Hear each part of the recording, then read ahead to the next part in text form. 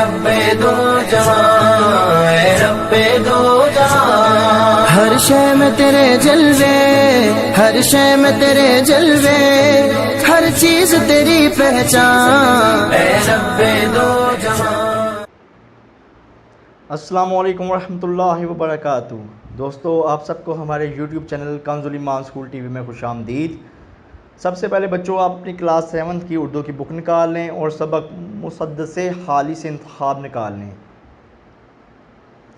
تدریسی مقاصد: اس سبق کے مطالعے کے بعد بچے اس قابل ہوں گے کہ وہ مسدس کی حیت سے متعارف ہو سکیں، مسلمان کے شان و شاندار ماضی سے آگاہ ہو سکیں، اسلام کی برکات جان سکیں، مطالعے کی عادت اپنا سکیں۔ ٹھیک ہے، یہ جو نظم ہے، اس کا میں آپ کو خلاصہ بتاؤں گا، آپ اسے غور سے سنیں اور سمجھیں۔ مکہ کے اس سے پہلے کچھ آپ کو الفاظ معنی لکھوا دیتا ہوں، آپ اسے نوٹ کر لیں۔ بطحا، اس کا معنی ہوتا ہے یعنی مراد مکہ مکرمہ۔ ٹیگز، ہسپانیہ کا سب سے بڑا دریا، ہسپانیہ کا سب سے بڑا دریا، اس کو ٹیگز کہتے ہیں۔ محروم یعنی ناکام، 400 چاروں طرف، کرک بجلی چمکنے کی آواز۔ گنگا ہندوستان کا ایک دریا، آبی پانی میں رہنے والے۔ اب میں خلاصہ پڑھتا ہوں، آپ اسے سمجھیں۔ مکہ کے پہاڑوں سے ایک گھٹا اٹھی اور دیکھتے ہی دیکھتے اس نے دنیا میں اپنی دھوم مچا دی۔ ایک طرف یہ گھٹا اسپین کے دریا ٹیگز پر گرجی اور دوسری طرف ہندوستان کے دریا گنگا پر برسی۔ سب نے اس رحمت کی گھٹا سے فیض پایا۔ عرب کے ان پڑھ لوگوں نے ساری دنیا میں اسلام کی روشنی پھیلا دی۔ مسلمانوں نے عرب اور عجم کو بتوں سے پاک کر دیا۔ اسلام آنے سے آگ کی پوجا کرنے والوں کی عبادت خانے اجڑ گئے۔ مسلمانوں نے ہر جگہ سے اپنے علم کی پیاس بجھائی، ہر شعبہ زندگی میں دوسروں پر سبقت لے گئے۔ سیاحت، زراعت، فن تعمیر اور تجارت میں انہوں نے دوسری قوموں سے زیادہ ترقی کی۔ شہرائیں، کنویں اور سراؤں کا قیام کیا۔ باقی قوموں نے مسلمانوں کی نقل کی اور ترقی کی اس دور میں شامل ہو گئے۔ اس میں مسلمانوں کی شاندار ماضی کے بارے میں بتایا گیا ہے کہ مسلمانوں نے کس طرح سے عرب سے اسلام نکلا اور پوری دنیا میں چھا گیا، اور کس طرح سے مسلمانوں نے ترقی کی۔ انہوں نے دنیا میں سب کو پیچھے چھوڑا، سیاحت میں، زراعت میں، فن تعمیر میں اور تجارت میں مہارت حاصل کی، اور اسی طرح بہت سی شہرائیں بنوائیں، کنویں بنوائے اور کاروان سرائے بنائے۔ تو کس طرح انہوں نے مسلمانوں نے ترقی کی اور سب کو پیچھے چھوڑا، یہ بتایا گیا ہے اس نظم میں۔ اب ہم آتے ہیں مشرق کی طرف۔ بطحا کے پہاڑوں سے گھٹا اٹھنے سے کیا مراد ہے؟ اس کا جواب کیا ہوگا؟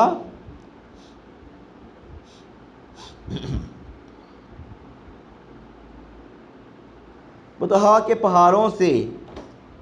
پہاڑوں سے گھٹائیں اٹھنے سے مراد ہے کہ مکہ مکرمہ کے پہاڑوں سے اسلام کی رحمت کی گھٹائیں اٹھی اور تمام دنیا پر چھا گئیں۔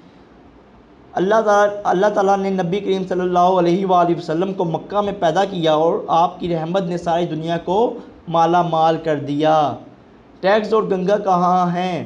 ٹیگز اسپین کا ایک دریا ہے اور گنگا ہندوستان کا مشہور دریا ہے۔ آبی اور خاکی سے کیا مراد ہے؟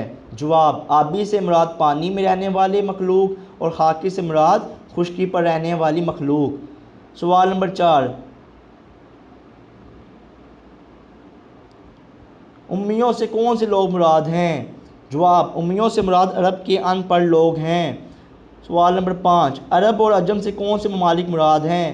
جواب: عرب سے مراد سعودی عرب، اردن، مصر، شام اور خلیج کی ریاستیں، اور عجم کا مطلب غیر عرب ممالک یعنی ایران، پاکستان، افغانستان، ترکی وغیرہ۔ سوال نمبر 6، ڈوبی ناؤ کو سنبھالا دینے کا کیا مطلب ہے؟ جواب: ڈوبتی ناؤ کو سنبھالا دینے کا مطلب ہے کہ عرب کے لوگ جو جہالت اور برائی کی دلدل میں پھنسے ہوئے تھے، اسلام نے انہیں سہارا دے کر اس دلدل سے نکالا۔ سوال نمبر 7، توحید مطلق سے کیا مراد ہے؟ جواب، توحید مطلق سے مراد خالص توحید ہے، یعنی صرف اللہ کی عبادت کرنا اور اسے ایک ماننا، کسی کو اس کا شریک نہ ٹھہرانا۔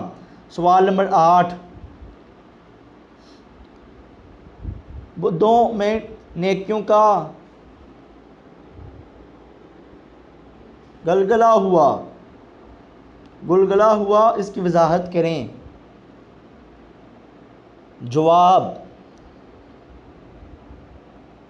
عرب جاہل اور بتوں کے پجاری تھے، کئی اخلاقی اور معاشرتی برائیوں میں مبتلا تھے۔ اسلام آنے کے بعد جہالت کے بادل چھٹ گئے اور عربوں میں نیکیوں کا چرچا ہو گیا۔ آتش گدوں میں جلنے والی آگ افسردہ ہو گئی، اس کا کیا مطلب ہے؟ جواب، اسلام آنے سے پہلے لوگ بتوں اور آگ کی پوجا کرتے تھے۔ اسلام کی روشنی پھیلنے کے بعد لوگوں نے اللہ کی عبادت شروع کر دی اور بتوں اور آگ کی پوجا چھوڑ دی، یوں آتش کدے ویران ہو گئے۔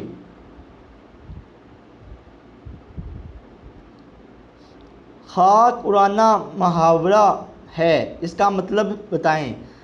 جواب، خاک اڑانے کا مطلب ہے گرد اڑانا، ویران ہونا، برباد ہونا۔ سوال، ہمارے آباء و اجداد کی کن باتوں کی دوسری قومیں نے تقلید کی؟ جواب، ہمارے آباء و اجداد نے تعمیر و ترقی، ذرائع آمدرفت اور تجارت میں بہت سے کارنامے کیے جن کی دوسری قوموں نے تقلید کی۔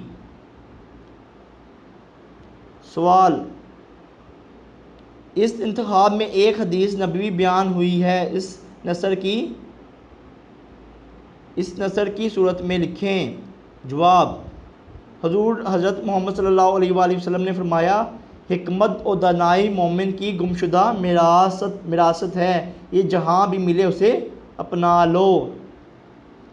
سوال نمبر 2، ان سوالات کے تفصیلی جواب تحریر کریں۔ ہمارے آباء و اجداد نے اسلام کی سنہری دور میں مختلف علوم و فنون میں اپنی مہارت کا سکہ بٹھایا۔ یہ بات ہمیں کیا پیغام دے رہی ہے؟ آج دنیا میں کون سی قومیں آگے ہیں؟ ان کے آگے ہونے کی کیا وجہ ہے؟ مسلمان کس طرح دنیا میں اپنا کھویا ہوا وقار اور عظمت حاصل کر سکتے ہیں؟ یہ 3 سوال ہیں، ان کی تفصیلی جواب آپ نے اپنے کسی بڑے کی مدد لے سکتے ہیں یا اپنی سوچ سے اس کے جوابات دیں۔ سوال نمبر 3، درست جواب پر ٹک کا نشان لگائیں۔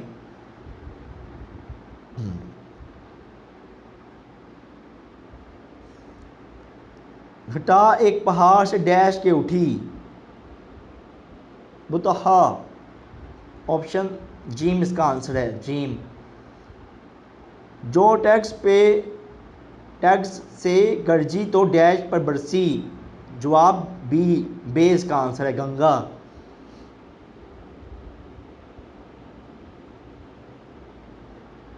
کیا ڈیش نے جہاں میں جالا؟ کیا ڈیش نے جہاں میں اجالا؟ کس نے؟ اس کا جواب کیا ہے؟ امیوں، یعنی جیم، اس کا جیم آپشن اس کا آنسر ہے، جیم۔ سوال نمبر 4، ہوا جس سے اسلام کا ڈیش ہوا جس سے اسلام کا بول بالا، دال اس کا آنسر ہے۔ رہے اس سے مرحوم آبی نہ خاکی، الف اس کا آنسر ہے۔ ہر ایک ڈوبتی ناؤ کو جا سنبھالا، دال اس کا آنسر ہے۔ 7، لگی خاک سی اڑنے سب ڈیش میں، لگی خاک سی اڑنے سب ڈیش میں، سب آتش قدوں میں، بے اس کا آنسر ہے۔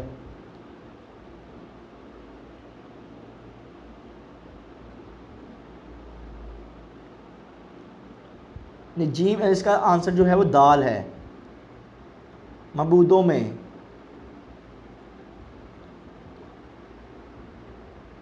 डैश अब्दों में, ठीक। अब नेक्स्ट, डैश में बेमिसल वेखते हुए वो, वेखता हुए वो, डैश में बेमिसलो यकता हुए वो, इसका क्या होगा, इसमें फलाहत, किसमें, फलाहत में, यानी बे इसका आंसर है।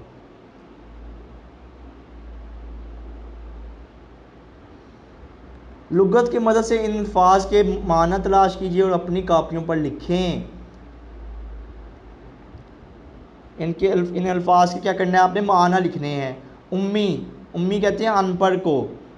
अफसुर्दा यानी परेशान या उदास को कहते हैं। सागर, सागर का माना है प्याला। फलाहत, फलाहत कहते हैं खेती बाड़ी। खलबली, खलबली कहते हैं घबराहट को, हलचल को। खाक उड़ाना, खाक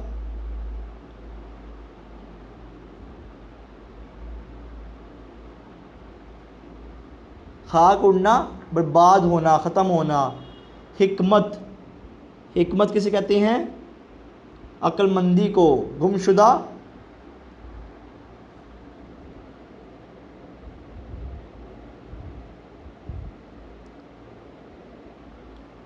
वेट,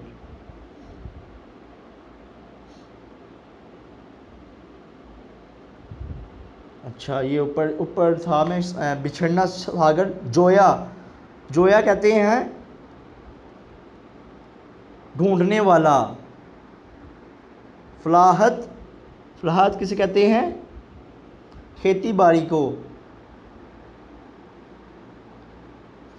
मुसफ़ा किसे कहते हैं, पाक साफ को। फरीक किसे कहते हैं, फासले का एक बाब, तकरीबन 4.5 किलोमीटर की मुसाफत। फासले का एक माप को कहते हैं फरीक।